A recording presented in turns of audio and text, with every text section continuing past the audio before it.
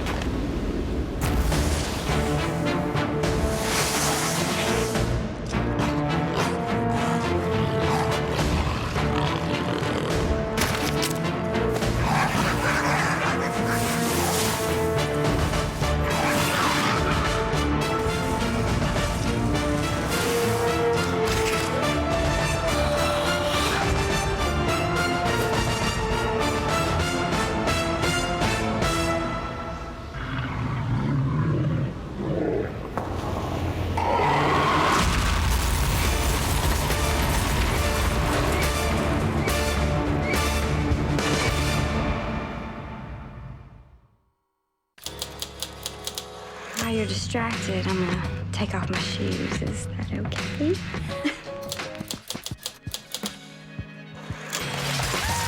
Drop dead, you limey fusser! Madmen. You Americans don't know how to handle your emotions. It's unbecoming. The multi-award-winning drama continues tomorrow at 10 on BBC 4. Hello, I'm Charlie Brooker. What do John Terry, politicians and me all have in common? The answer? We're all in Newswipe tonight on BBC 4. Yeah, we are. I've got some time to fill. Watch it. Yeah, tonight, BBC 4.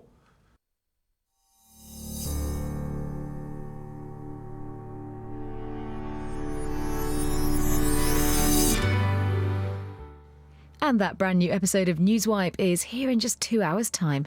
Now, though, across cities, lakes and oceans, alpine peaks and gaping valleys, BBC 4 goes back to 1929 for a 21-day voyage around the world by Zeppelin.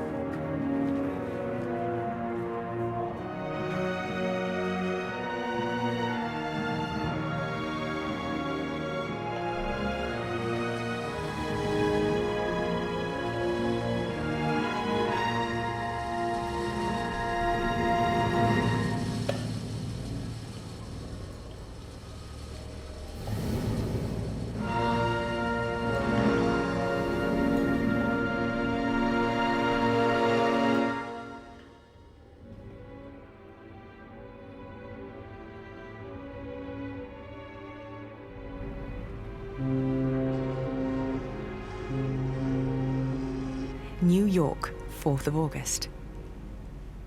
I had to free myself.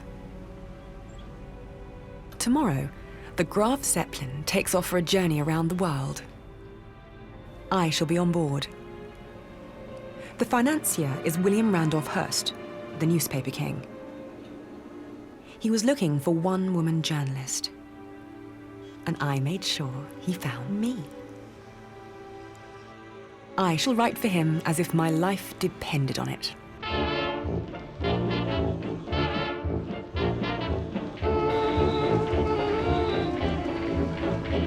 I had a bitter struggle for years, scribbling for English women's magazines. The latest weddings, smart cocktail parties. This is my chance to write for a big, serious American paper. For Hearst, it's a supreme opportunity to gain publicity and sell newspapers. What could provide better sales than a glamorous young thing like myself? The excitement of the Graf Zeppelin's departure has the whole city in its grip. The journey will be in 4 stages, from Lakehurst Airport in New York to Friedrichshafen in Germany, via Moscow, over Siberia to Tokyo,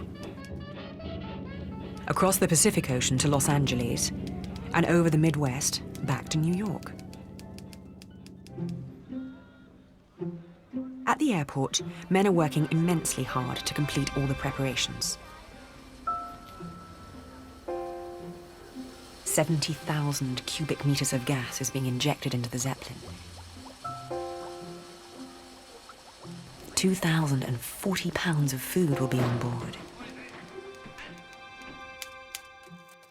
I love machinery. The works of this giant airship are exquisite. As perfect, as minute in their beauty as those in my tiny platinum and diamond wristwatch. This is the last day before takeoff. I buy a paper in the street. The papers are full of the flight around the world. Big headlines, the latest news.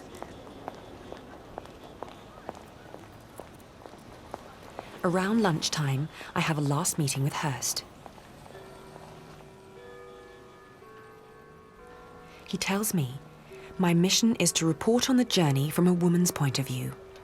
Women are, after all, an important part of his paper's readership. He says, "My lady, there is something special about you. But you are a journalist with very little experience, so you shall be working under the supervision of an experienced journalist, Karl von Wiegand." I feel the blood drain from my face. It is 6 months since Karl broke off our affair. And I haven't seen him since. I treat myself to a bench on the promenade, to calm down and to look at the American women. I met Karl on one of our working journeys. It was love at first sight. In his eyes, I recognized my soulmate. But Karl is a married man, with a wife who is mentally ill. It was his decision we should stop seeing each other. He thought it was his duty to look after his wife.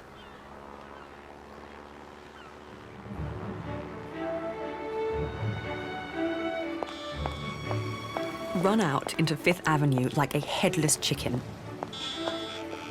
In record time, spent hundreds of dollars buying last-minute things.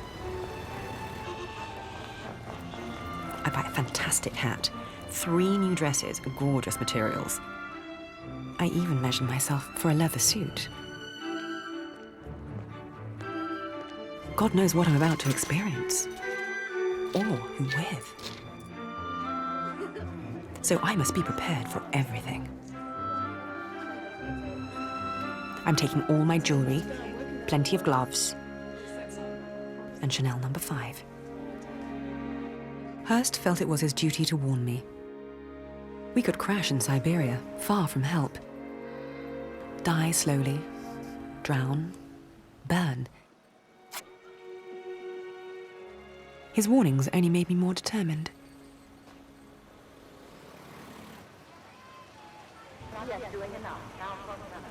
New York, 7th of August.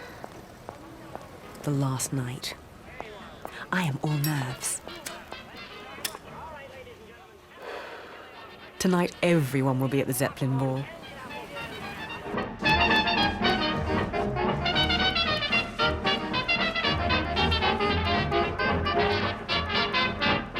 Some people here are immensely rich. Each family has its own aeroplane, and some of them, father, mother, and daughter, have three, like 3 cars, with pilots. Getting drinks is no problem for them.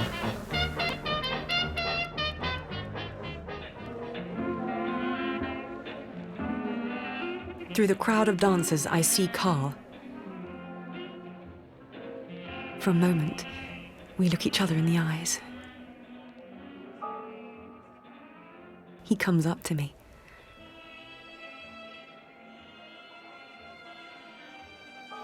Carl is cool. He's distant. He keeps it short. Asks if I'm prepared. That's all he says. Then before I know it, he turns around and leaves the place. I can't take any more of the party. I want to walk.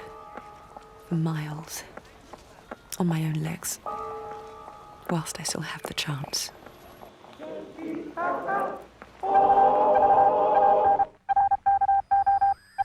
Thank you, Jack. It's a beautiful morning down here, and it's the day of the greatest aerial adventure in history. Crowds are gathering here at Lakehurst, New York, to take a last-minute glimpse of the beautiful Graf Zeppelin. And they're here to watch the departure of her flight around the world. The band is playing out a stirring farewell.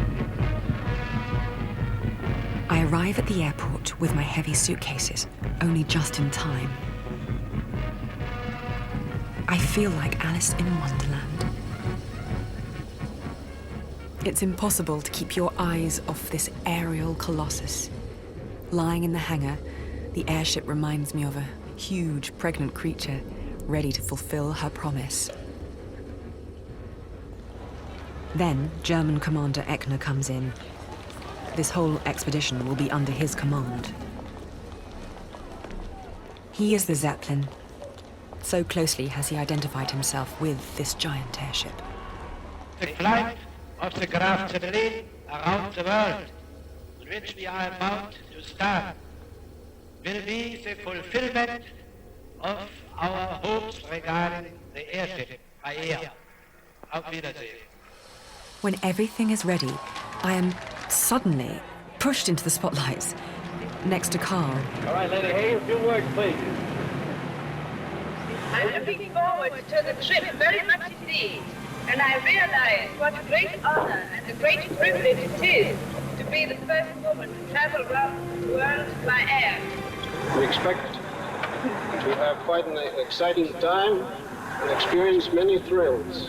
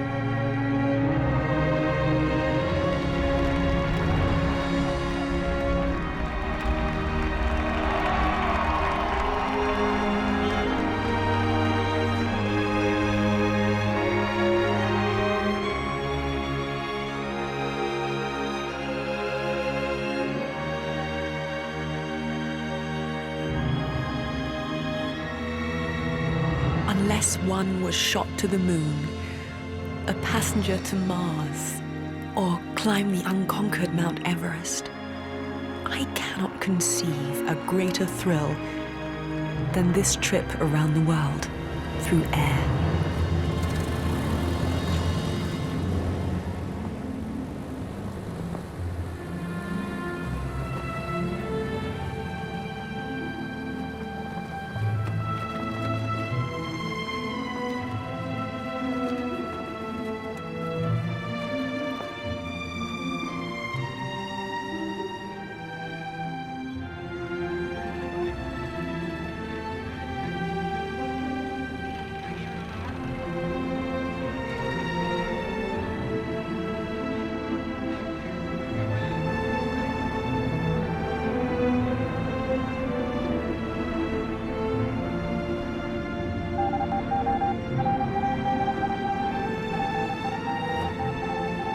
Her silver radiance is dimmed to a dull slate in the shadows of the clouds. From under her sides twinkle the yellow cabin lights, indicating where the 20 passengers are located. And one of them is a woman. Her name is Lady Grace Hay.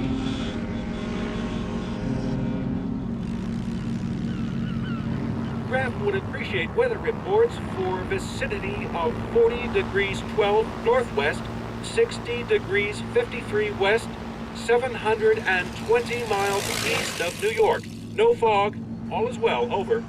Craft, here is the weather report. Clouds and showers west, wind moving to the northwest. We wish you a good journey and good luck. Over.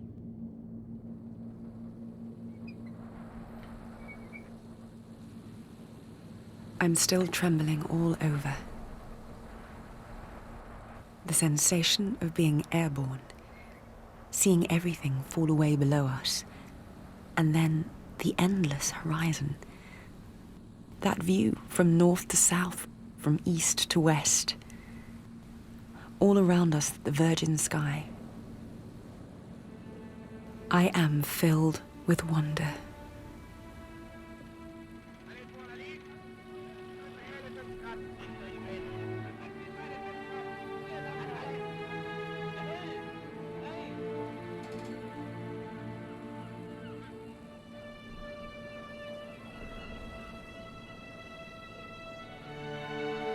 All the passengers gather in the drawing room. Tea and coffee is served, sandwiches, and a light snack. All journalists from important agencies. Some seem mightily interested in the only woman and ask to be introduced. Others stare unashamedly at me and follow me with their eyes. I stare back at them, charmingly. They don't know that I know the passenger lists by heart. Sir Hubert Wilkins, the doyen of explorers, just back from Antarctica. He mapped undiscovered land from a plane.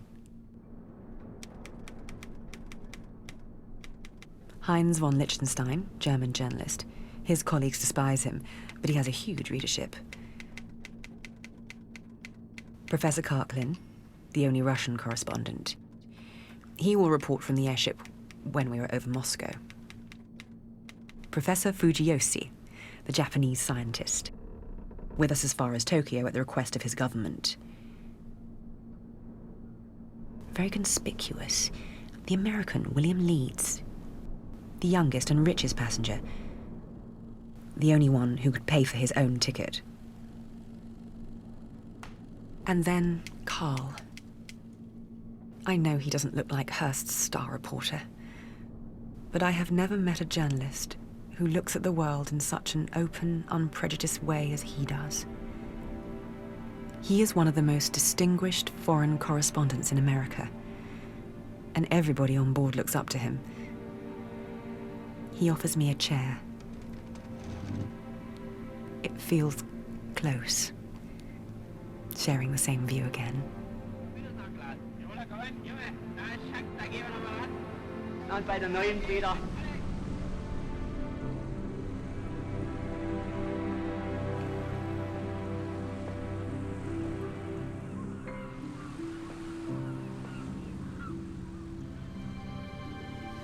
During the first hours above the ocean, it is easy enough to spend the day simply sitting by the open window, feeling the wind in my face, observing the magical colors of the sea.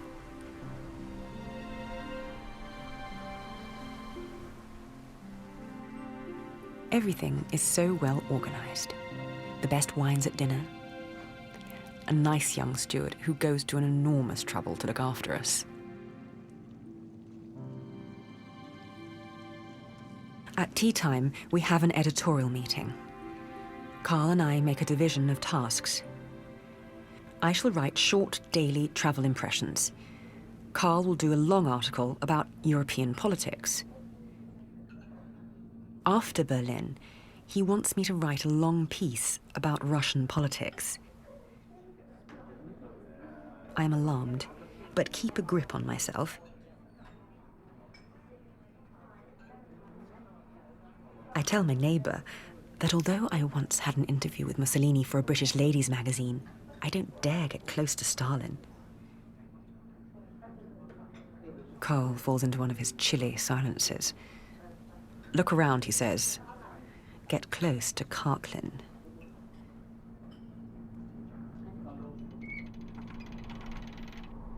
At twilight, fog and clouds come down low.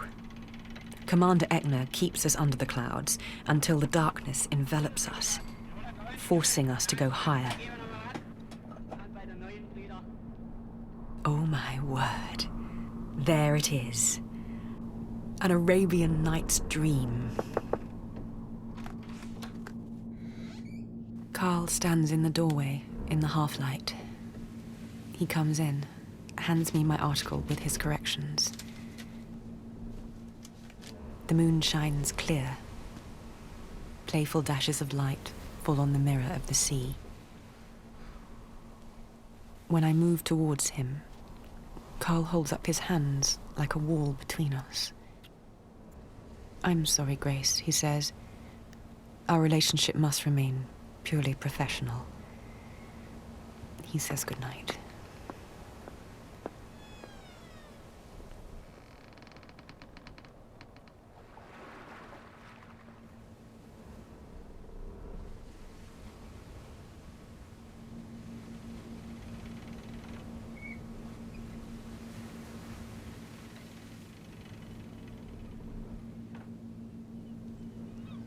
After 2 days flying above the Atlantic, at 5:40 in the morning, Captain Lehman comes around calling out, "Land!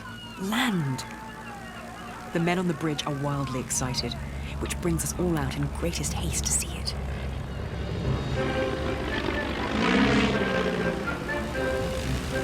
Yes, dear listeners, so far the passengers have not experienced the slightest thrill. They tackled their meals with good appetites. Carl von Wiegand, correspondent on board, said in his dispatch that crossing the Atlantic from New York to Land's End took the ship 44 hours with an average speed of 75 miles an hour. If the Zeppelin is able to maintain this speed, she will arrive at a fully booked and crowded Friedrichshafen by early afternoon. It is wonderful to see people on the ground again. Carl and I often used to go down to the sea. We both love the scent of the sea breeze. It was a lovely time then. We delighted in each other. He showed his warm, gentle side. But we were never completely carefree.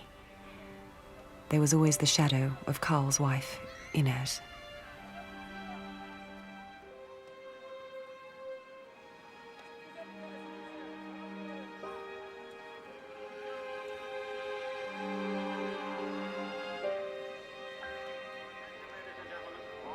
I had only recently buried my husband. Robert was 50 years older than me. I met him through connections of my father's. I thought he was a good match. The marriage suffocated me. God, how I longed for tenderness, for closeness.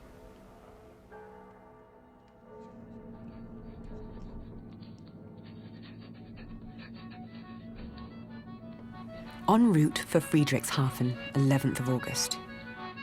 German Captain Lehmann comes by at regular intervals, takes an interest in my welfare, makes sure the steward takes good care of me.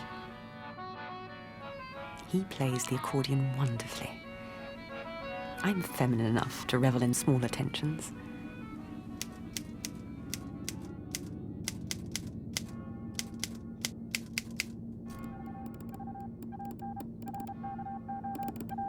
We're flying over the remains of the war, where our compatriots lie buried, having died in the mass slaughter of a heroic struggle. World leaders are still talking about the German reparations that are to last for the next 59 years, until 1989.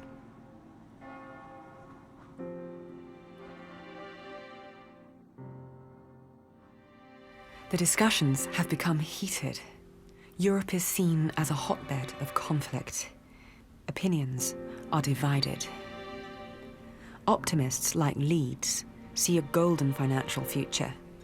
Karklin is a rock-solid believer in the communist utopia. Karl takes no part in the discussions. He's a man of few words. What he has to say, he says in his articles.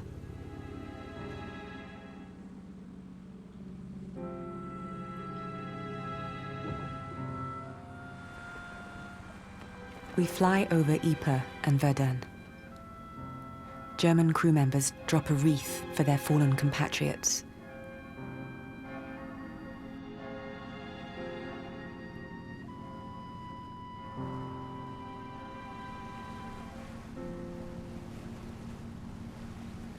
The water of the Bodensee and the small town of Friedrichshafen lie in the distance on the horizon.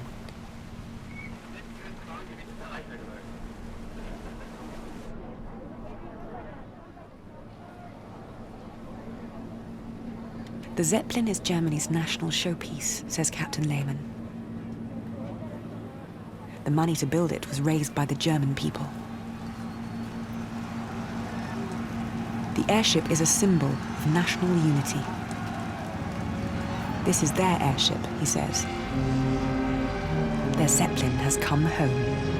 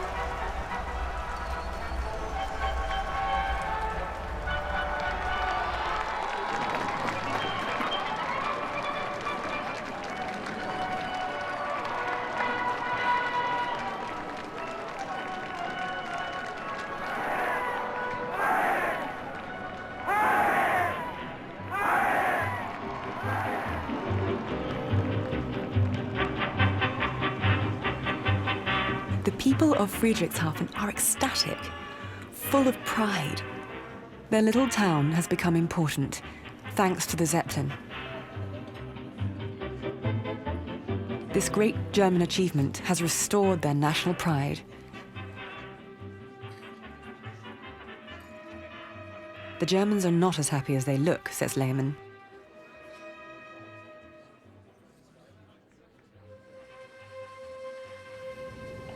The original plan was to fly from Friedrichshafen to Friedrichshafen. Germany has no more money to spend, so Hearst pays. He owns the journey and flies from New York to New York.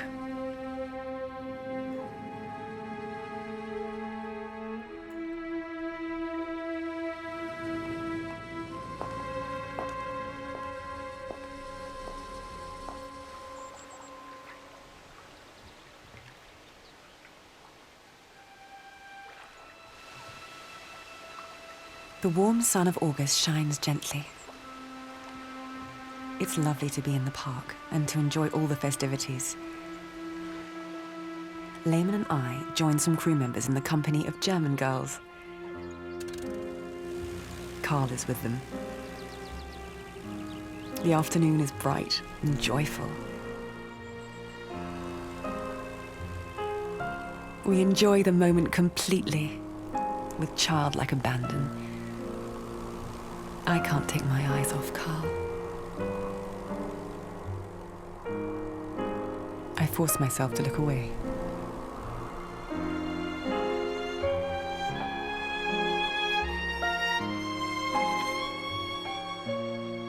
I sleep badly at night, too warm and stifled, and dream that there are lots of snakes, all chasing me, trying to bite me. One big one comes after me, wants me to kiss it. It is almost piteously aware of its repellent appearance and kind of shy. And it knows I hate it. And I'm frightened. I beg and beg. And it says that if I would only kiss it, it would acquire a soul. I'm in a dreadful fix. For I see its fangs and fear it to be poisoned. But I do let it touch my lips.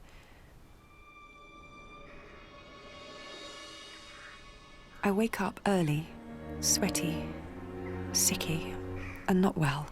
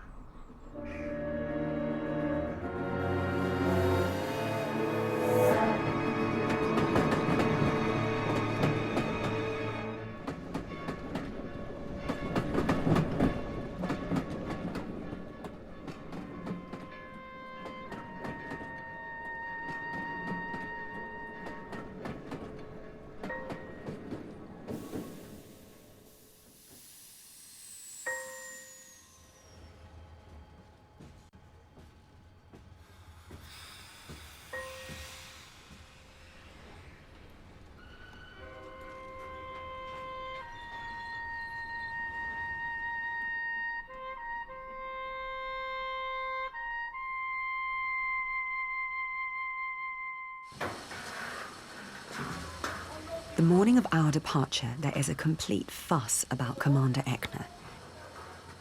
In a talk he gave, he said that the Graf Zeppelin is actually out of date, but that Germany is working on a technically more advanced airship. Some of the passengers are highly agitated. No wonder. The most dangerous stage lies ahead of us. We're not referring to Berlin or the plains of Poland, but to the vast, desolate expanse of Russia and Siberia. We have fuel for 150 hours to get us across 11,000 kilometers. One of the passengers gives a radio interview full of self-importance. I must be very careful in view of the pledge of silence expected from me. I want to consult some fellow lawyers before I say anything. Eckner addresses us. He is honest and direct. He has spoken to Stalin's staff. Russia has opened her gates so that we may fly over her vastness. This is an expedition. Eckner will give his life for our safety.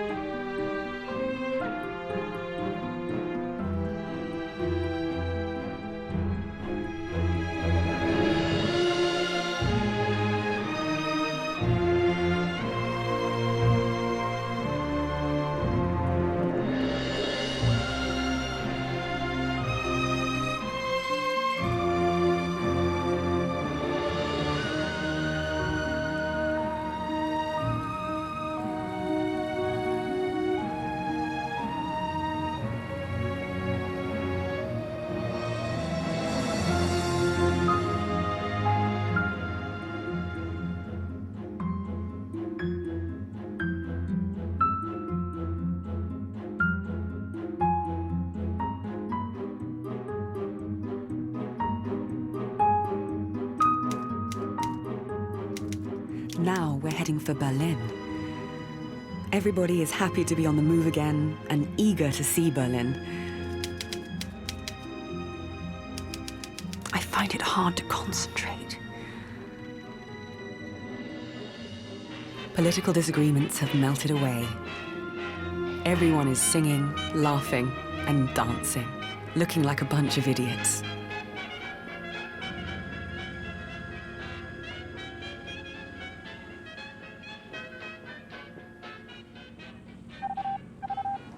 In the last hour, the city has become thronged with people. The traffic is chaotic. Businesses have shut down for the day. People are standing on every flat roof.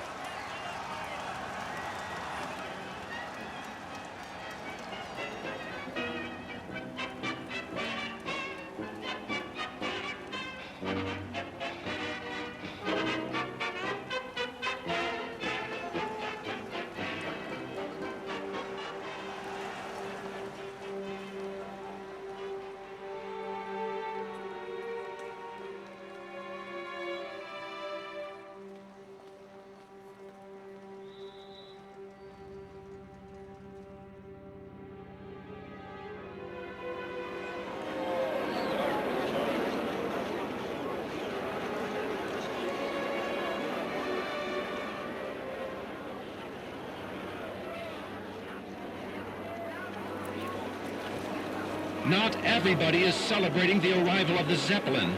Hundreds have assembled in the streets to protest against the reparations.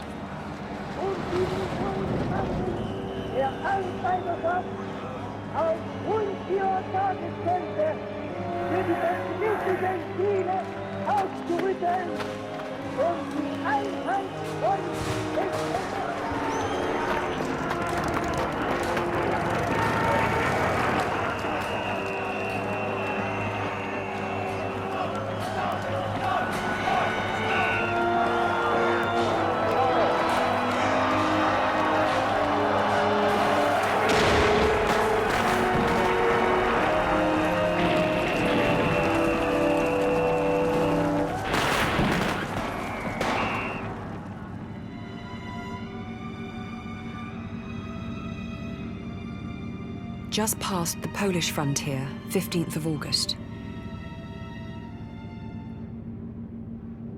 The violence was horrible.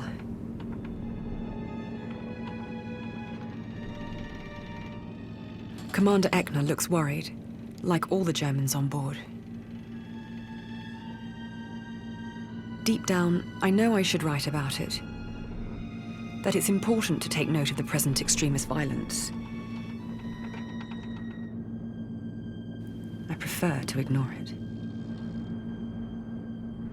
The crew have now warned us very seriously of what is coming and put us all on a limited ration of water. The men were advised not to bother with shaving and washing from now on. They make an exception for me. Who wants to sit at a table with an unwashed woman? I need to be alone for a bit, to let all the experiences sink in. I long for privacy, but the walls here are paper thin.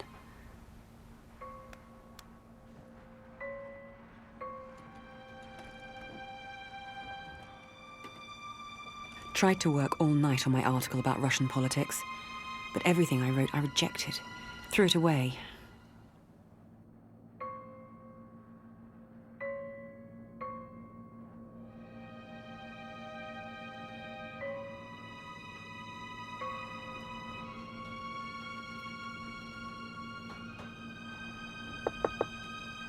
Carl comes in to collect my latest copy, to send it to Hearst. I haven't written a word. The paper is still blank. For heaven's sake, he says, do what you're good at. Write.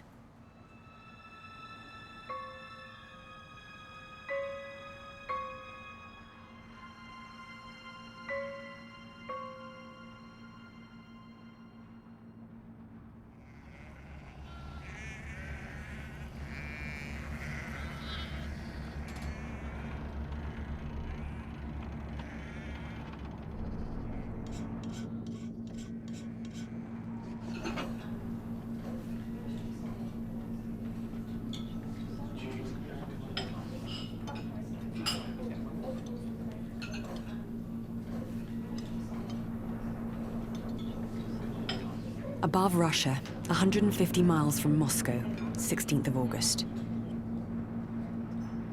All my colleagues are busy writing. Russia seems to inspire everyone. I overcome my resistance and talk to Karklin.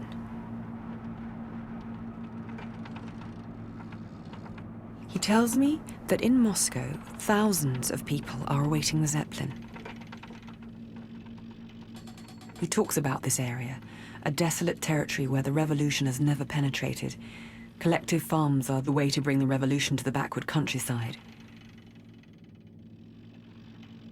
I tell him that the stagnation of the revolution seems an unquestionably positive matter.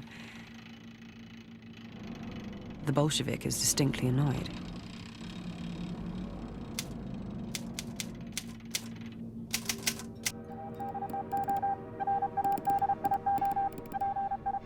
The Pravda writes lyrically about the blessings of communism for the people. And the Russians expect that the revolution will spread to Germany and then to the rest of Europe. Below us lies a land that has sunk deep.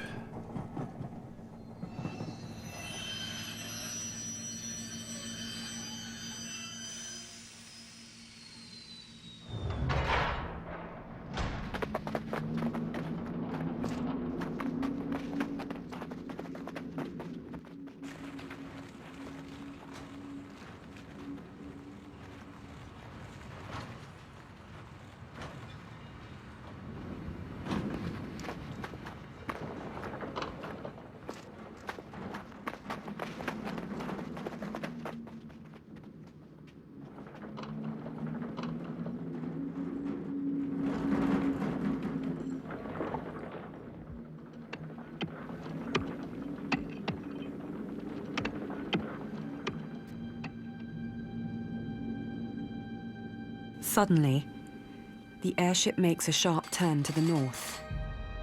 We all have to keep our balance. Breathless moments pass. Ekner has taken the unthinkable decision not to fly over Moscow. A low-pressure area over the Caspian Sea is creating contrary easterly winds. It might be suicidal to waste 8 or 10 hours fuel merely to fly over Moscow. Karklin storms into the wheelhouse, shouting at Ekner. This is an offense against Bolshevism and Stalin. But there is little the Bolshevik can do. Ekner stays calm.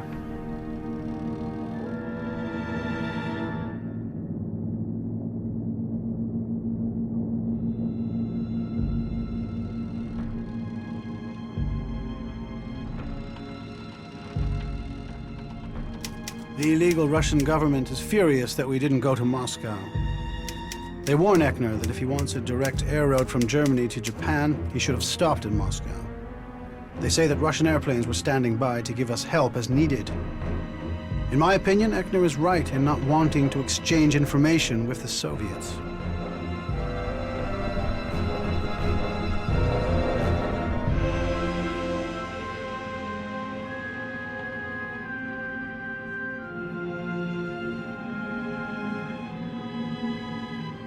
I am sick and tired of all the political talk in the drawing room. Here in my cabin, I can get away from it.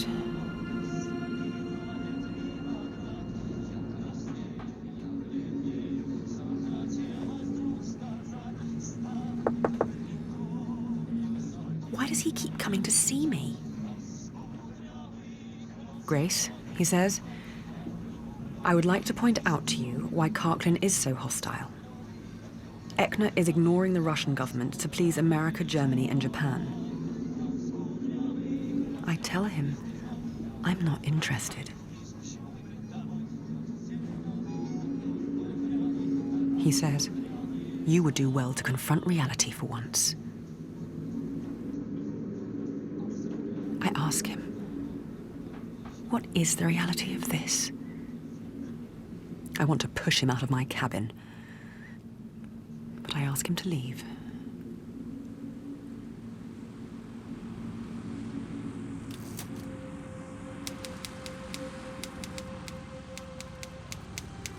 From crude gorgeousness to mysterious pastel depths, from harsh jaggedness to the seduction of the intangible, falling night weaves a spell of romance over the twilight-dimmed landscape.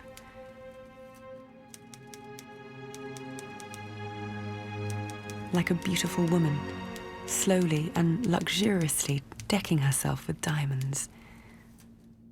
The mountains of Russia take on gleaming clusters of sparkling lights as one by one the tiny villages illuminate themselves against the darkness.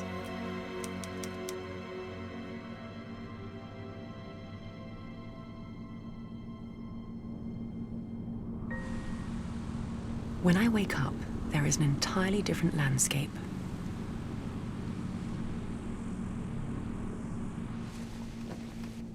We look out at innumerable lakes, marshes, and the sinuous, coal-black river Tunguska, slithering 1,160 miles through endless forests, where there is seldom a sign of human habitation.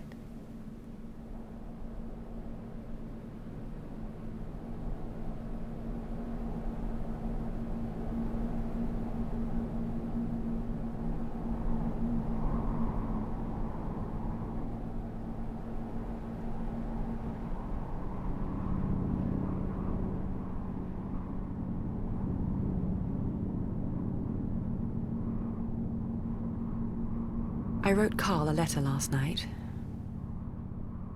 I cancelled our collaboration in view of the incompatibility of our characters. My decision is firm. I shall continue as a one-man editorial staff.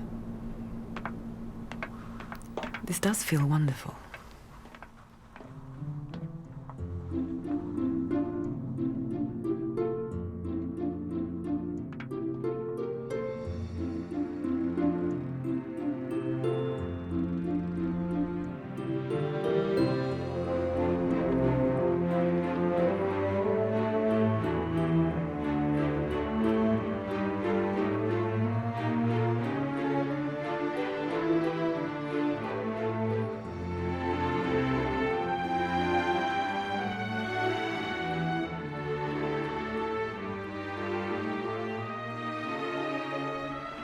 The cook has found a stowaway in the storage area. He's still a boy, no older than 16. On his way to Los Angeles to become a film star. He's been given a hero's welcome.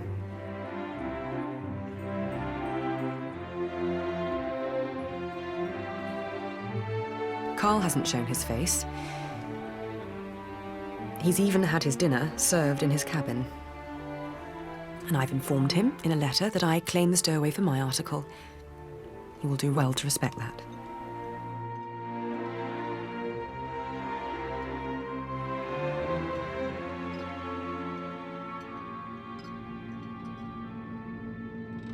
"30 hours above Siberia is exhausting. The solitude feels poisonous. There's a dark mood on board. For much of the day, I lie in my eiderdown sleeping bag. There's no other way to keep out the cold.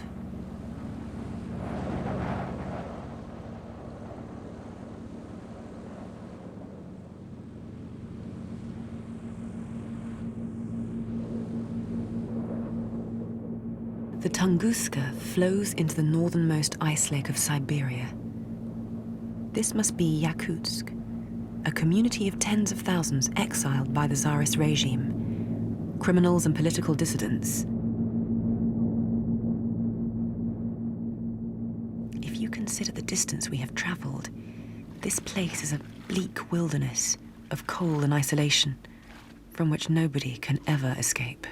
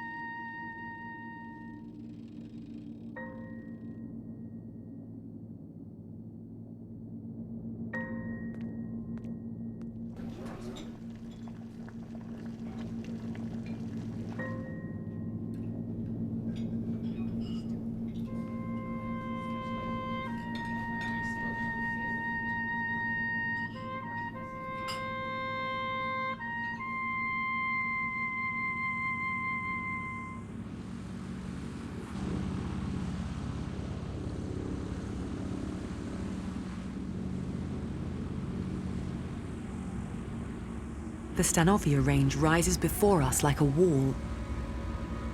We assemble in the drawing room. The inadequate map shows peaks of 3,400 feet, but Eckner reckons we are facing peaks of 6,000 feet. To prevent the airship smashing itself against the mountains, it will have to rise to a height nobody considers possible. The drawing room is jam-packed. We go up in jerks. Then, for a moment, we are stable.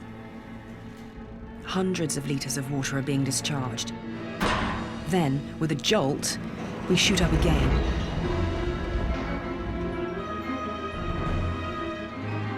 I can't see anything, and with every shock I'm pressed indecently close to those around me. When I can stand no more, I wrestle myself free, out of the drawing room, back to the wheelhouse.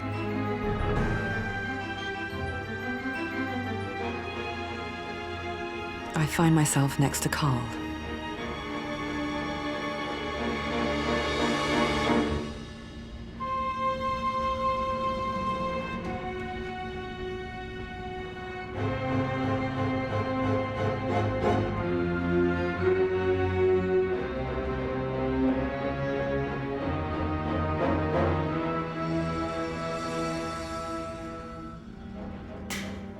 More water is discharged with a hard bang. We shoot several meters up in the air and just clear the peaks. The airship feels out of control. We go up and up, higher and higher. I catch Carl's eye.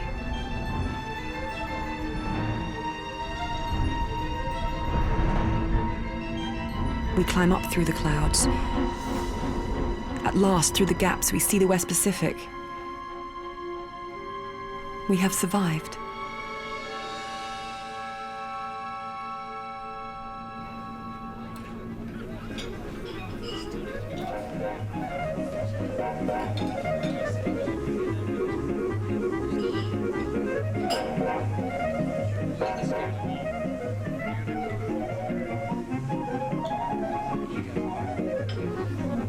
In the jubilation, Carl takes my hand. "I'm sorry about my harsh words," he says. "The thought that something might happen to you was the worst thing of all." His eyes are soft and affectionate. So I tell him it's all right. Only because of the look in his eyes. Only for that.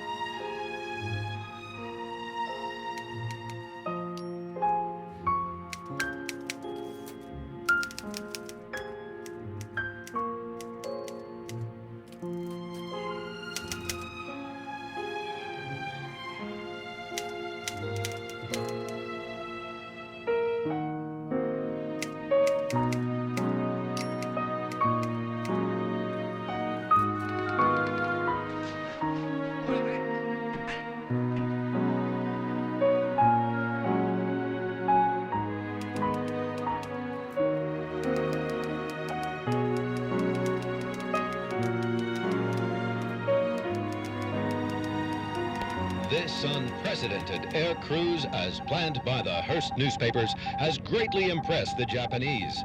Japan will never forget that moment when this wonderful airship appeared in the blue sky above.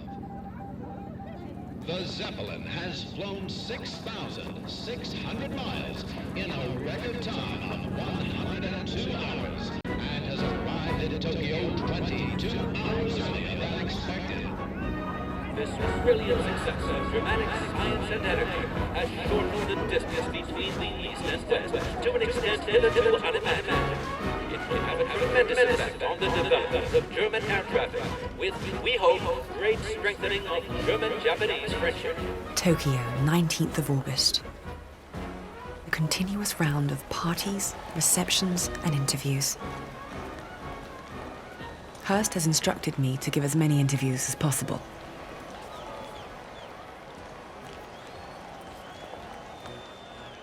Everywhere he goes, Eckner receives a hero's welcome.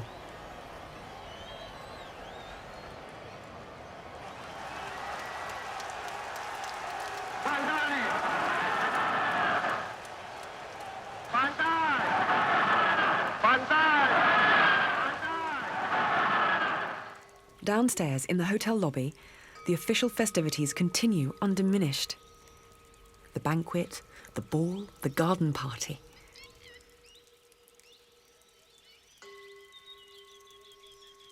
Carl has excused himself. He's too tired after the journey.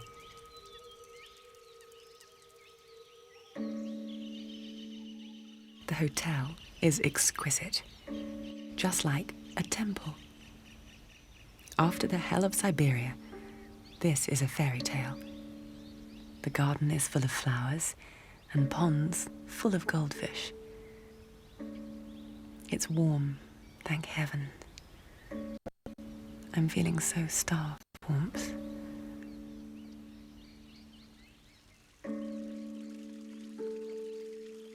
I can't take my eyes off the geishas in the hotel. The little girls who serve us, so delicate and refined. Next to them, I feel so clumsy. Carl comes to my door. He's wearing a light, white linen suit and looks very handsome. He takes me by the arm. We sneak out of the hotel. As we wander through the streets, we talk about no matter what. I feel a lot more myself again.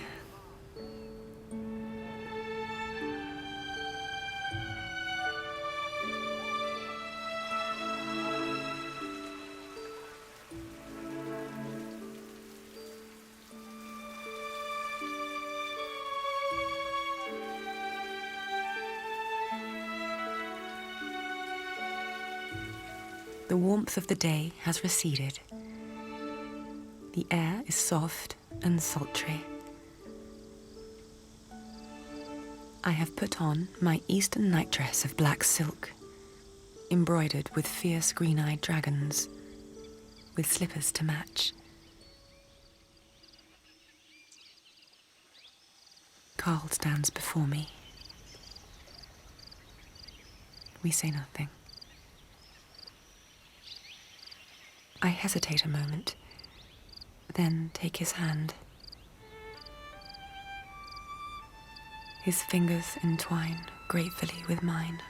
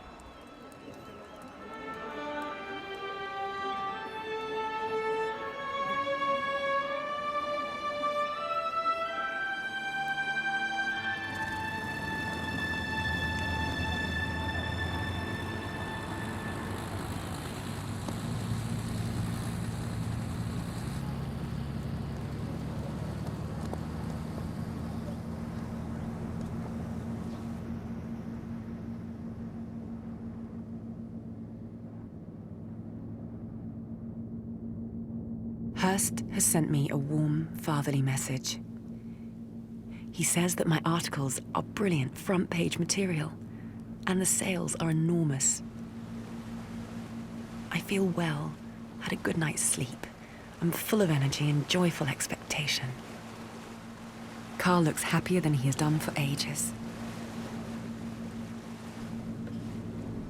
But then the steward appears, holding a telegraph in his hand. It's from Carl's wife, Inez. My heart sinks.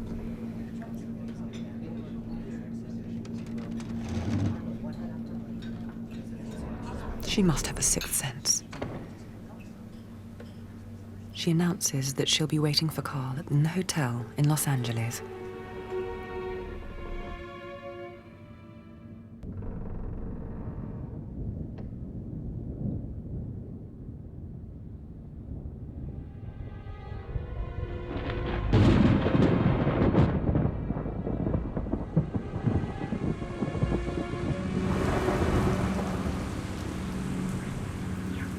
Graf will appreciate weather report en route for 150 degrees east, 54 degrees north. Over. Graf, here is the weather report. Clouds and showers. Very strong wind west, moving to the northwest. Devastating storm expected. And typhoon. Tried to return to Japan. Over. Thank you for your help. We cannot turn around. The wind is sucking us in. There is no way back. May God help us to get through.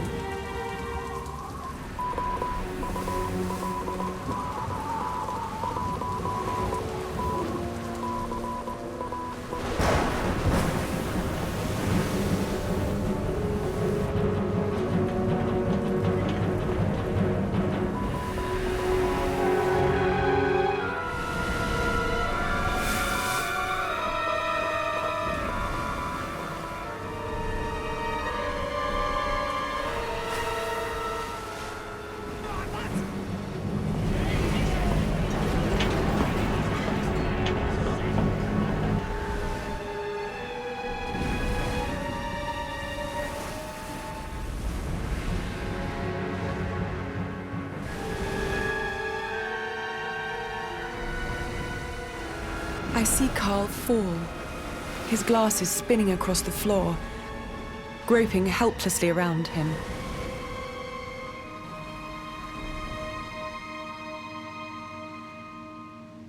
It was too short for us. The step between life and death is a small one. I'm not afraid. I'm not afraid. There are fears that a tragedy has taken place. It appears that the Graf may be lost. As far as is known, the airship ran into a storm. Since that moment, radio contact has been broken. The Graf appears to have disappeared in a storm above the Pacific.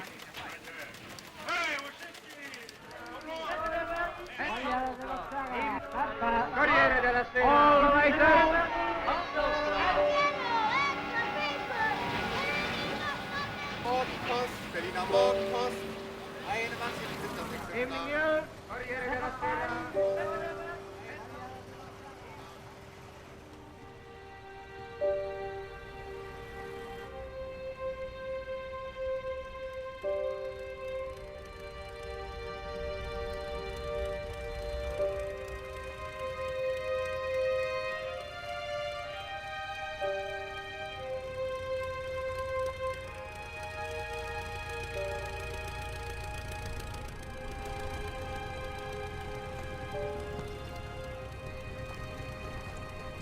We are still alive after all. But I don't know if we shall ever see America again. We were blown off course and came to rest in a bay of a small, unpopulated island. It's clear that this distresses Eckner. It is his heavy responsibility to get us away from here. The crew tries to repair the damage.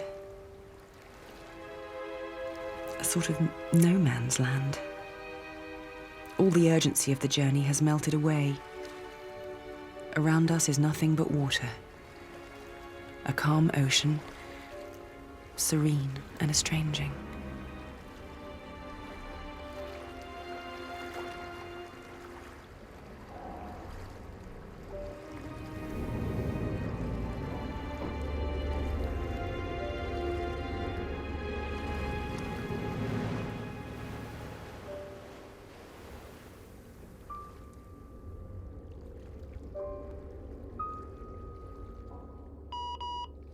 No one knows if those on board are still alive. Search operations from Japan and America are underway. We can only pray for the lives of Commander Eckner, his passengers, and his crew. It's incredible that we have survived. Just a few people slightly injured. We take turns at keeping watch by the window day and night, looking out for land.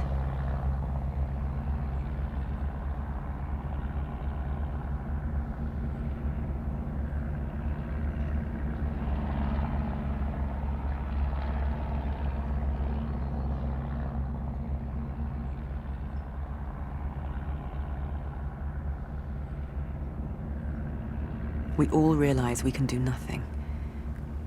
Just keep calm, hoping, waiting.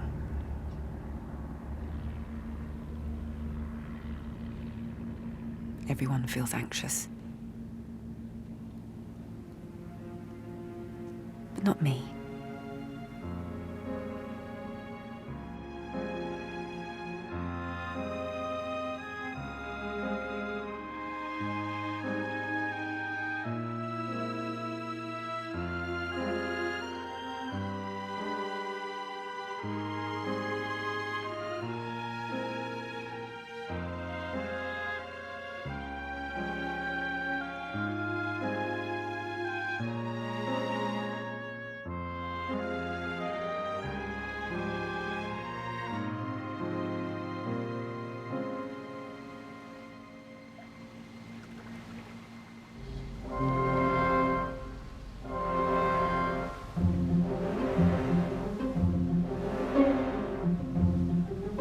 An airship by all odds, the Graf Zeppelin, has flown over us, the Edward Luckenbach, 13 miles from Point Sur, Monterey County at 8:40 p.m.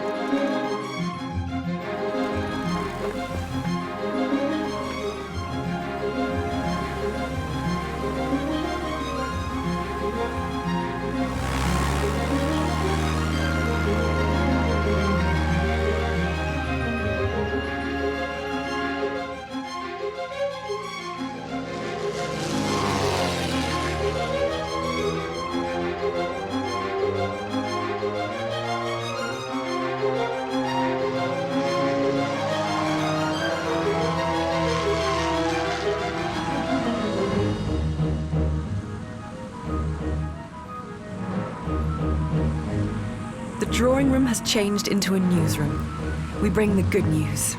We are back and we have survived. We are all in competition. I am working like mad to finish my dispatch, whilst trying to be civil to people. I want to be the first to go into the radio room.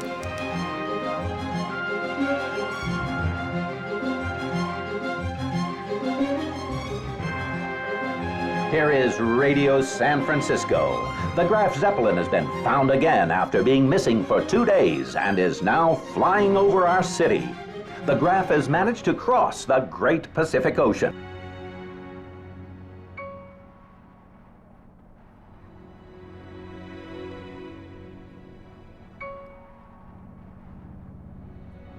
We set course for Los Angeles, our last stop. The Americans stand in their hundreds along the road. They are delirious.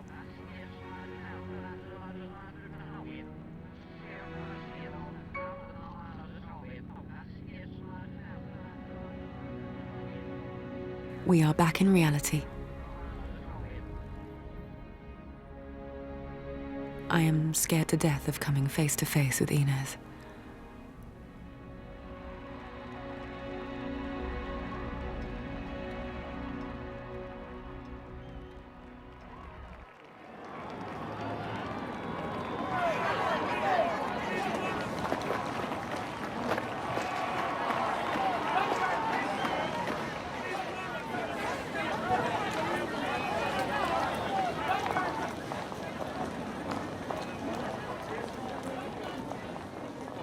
People are all around, grabbing at me. A car whisks me away as soon as I arrive. In my hand, there is a piece of paper that appears to be a program for the next few hours. Talks, receptions, interviews.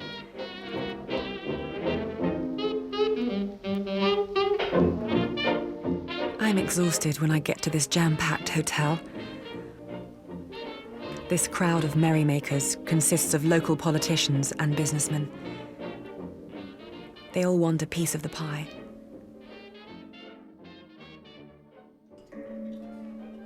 I torment myself by waiting. Carl is going to arrive with Inez.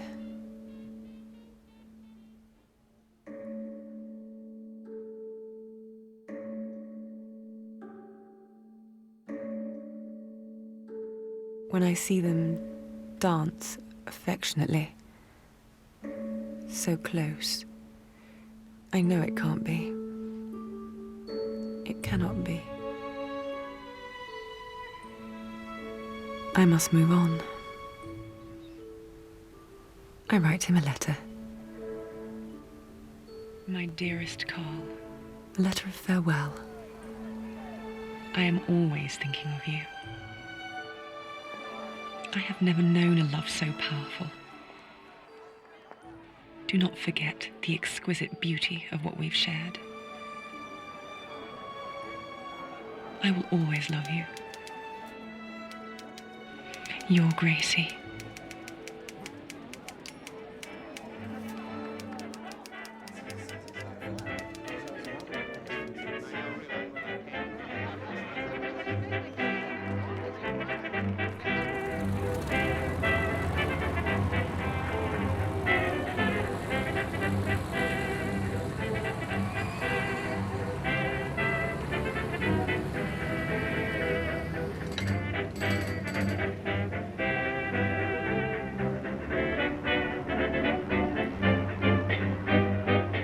Make 'em play that crazy thing again. I gotta do that lazy swing again. Hey ho, doing the new lowdown.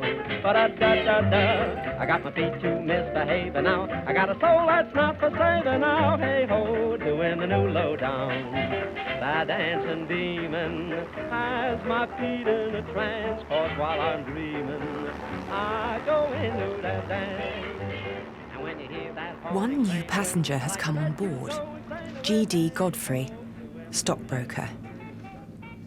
He wants to be the first man to deal in shares on board an airship.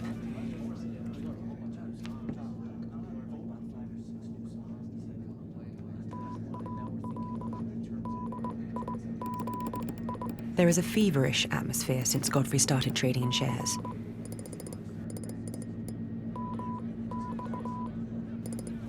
In the radio room, Godfrey is in contact with his assistant on the exchange floor. He constantly buys and sells shares. He earns an immense amount of money. It has an infectious effect on the other men. They get greedy and try to follow in Godfrey's footsteps. We glide over the Midwest. But all that seems to matter to them is the stock exchange. Carl and I don't talk anymore. He maintains a deep silence about my letter.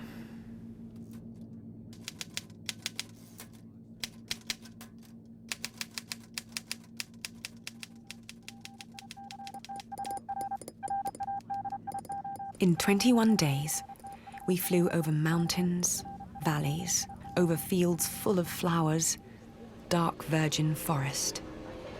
We explored countries where people live as prisoners, where human life has no value. Here, in the land of the free, there seems no limit to the horizon. To see this world, to live this journey, nothing can ever be the same.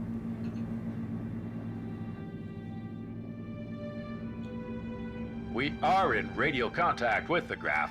We hear that after a good rest, Eckener has come out of his cabin to fly the airship over New York. The old man is back in front. After sending my last dispatches to the newsroom, I get an enthusiastic message back from Hearst. You better prepare yourself, girl, for a splendid reception in New York. Gosh. What a glorious moment. The airship salutes our Statue of Liberty.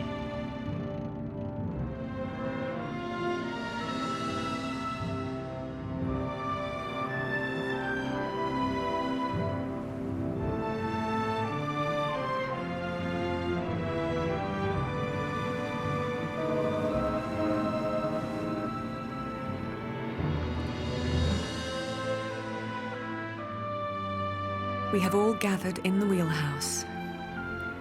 It's a breathtaking and solemn moment. We are silent and moved.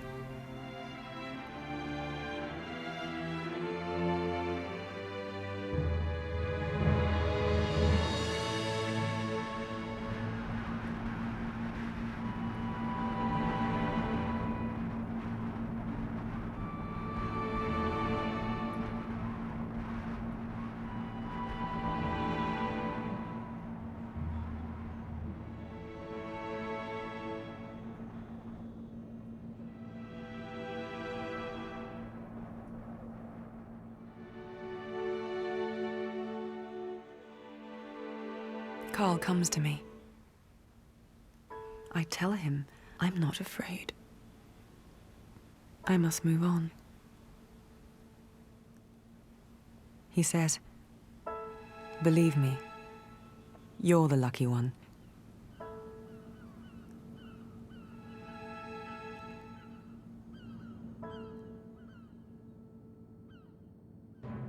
Yes, people, 5,000 men, women, and children are sitting on newspapers in the park. The streets are packed. All available parking places have been taken. Deafening cheers rise up when the Zeppelin appears on the horizon. But when the airship flies over, the thousands standing to watch are silent. Drivers are breaking all the rules, putting the brakes on and climbing onto the roofs of their automobiles. The police are trying to keep everything under control. They issue warnings and blow their whistles, but no one pays any attention. Pretty soon, the officers give up, shrug their shoulders, and turn their eyes up to the sky to join the watchers. Yes, people, New York has gone crazy.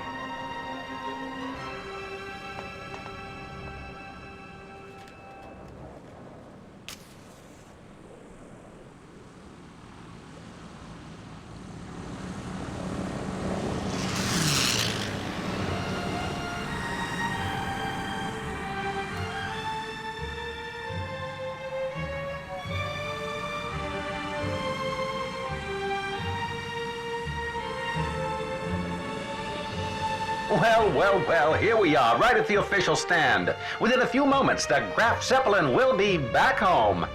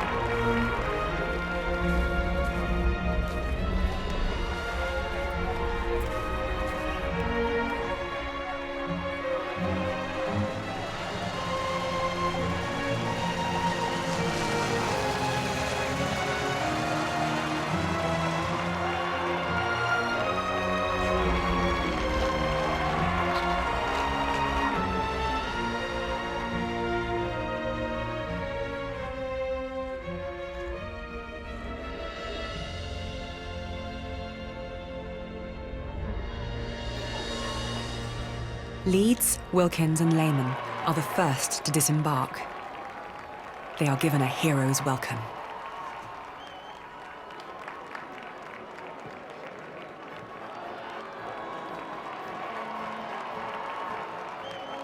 Eckner is received with great enthusiasm.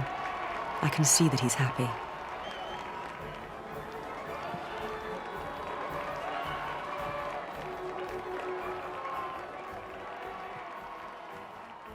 I wait until it is my turn. Then I realize that outside the crowd is clamoring for me. For me.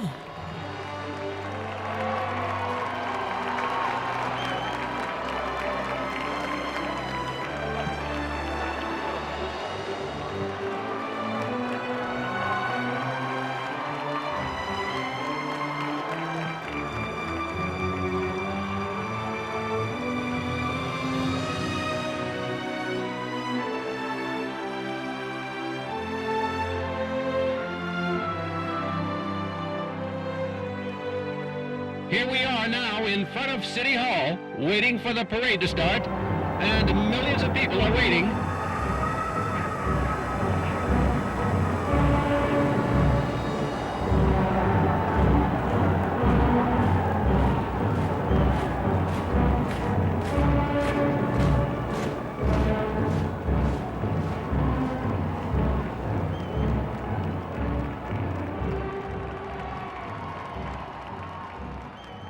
I ride in the parade behind Eckner.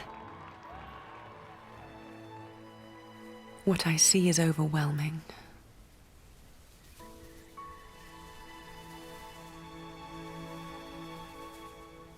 I have enjoyed the privilege of being the first woman to fly around the Earth.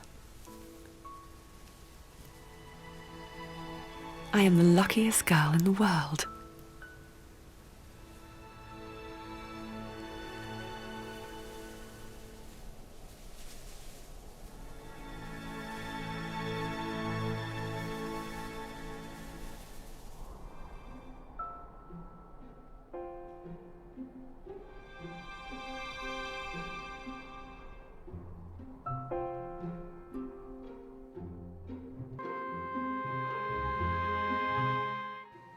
Taking another remarkable trip tomorrow night here on BBC4 as we head off on a great railway journey with Alexei Sayle at 8:10. And then at 9 we begin our brand new series, Syrian School. Back to tonight though, and stay with us for a double comedy kicking off with We Need Answers next.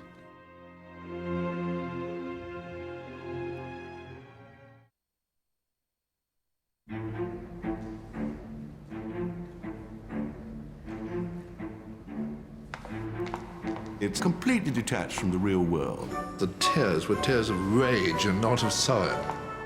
Our reputation was in shreds. Somebody remove this pestilent beast. The relationship between Whitehall and Number 10 has long been a battle for supremacy. It reminded me of a Soviet psychiatric hospital. In a new season, BBC4 gets inside the corridors of power and meets the people who've called the shots and pulled the strings. Continues with the great